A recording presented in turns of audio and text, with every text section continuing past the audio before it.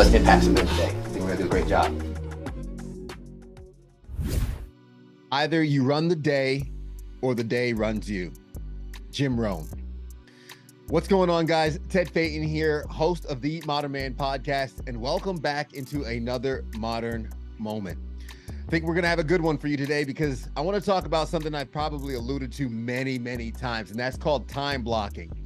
Time blocking is something that I've implemented in my life. It's a technique that has helped me improve my effectiveness and break through barriers, stagnation, and burnout. With time blocking, I've been able to manage everything on my plate, whether it be a demanding TV job, scaling my top 2.5% podcast, or even spending time with my wife and dog. When it comes to time blocking, it's one of those secret hacks that a lot of entrepreneurs, CEOs, and high performers use to attend to everything in the appropriate time. The best part about time blocking is you can be 100% present in the activity that you're doing without deviating from that because you know all of your priorities have already been allocated towards. So let's jump in. How do you time block? Let's start by planning ahead.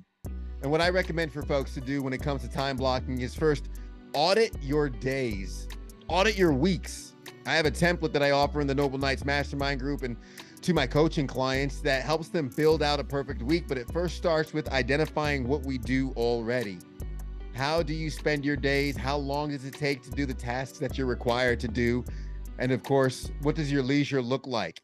Start by documenting that, auditing that, and finding out where you might be wasting time and also where you might have room to maybe have more effectiveness in your world. When you plan ahead, you begin to start looking at minute by minute and hour by hour how your day pans out. This is going to be helpful in the next step, which is allocate that time. You want to allocate time blocks. You pick times for when you work, time for when you eat, time for when you spend time with your family. You also spend time for when you have leisure for yourself. Now, I know life happens and you can't stick to one strict box, but the time blocking gives you the compartments in which to use your effectiveness in different areas of your life. With those compartments set, you can better plan and you can better navigate your days, weeks, and months ahead. Step 3 is avoid multitasking. Multitasking is the easiest way to decrease your effectiveness and your productivity. Once you deviate from an original plan or deviate from a project or focus, it's going to take your brain a little bit more time to bounce back.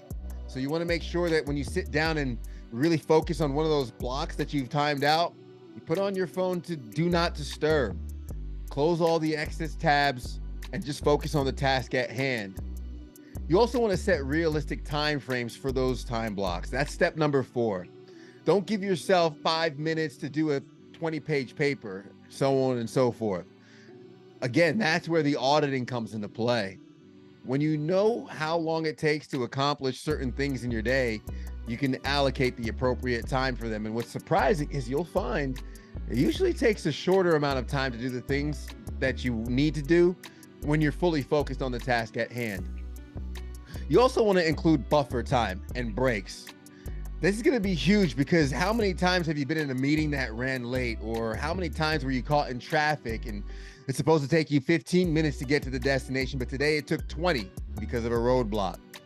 So give yourself some breaks in between tasks here. You don't want to have everything butted up against each other with no gaps, because that's a simple way for an early block to go long and cascade through the rest of your day. You don't want that.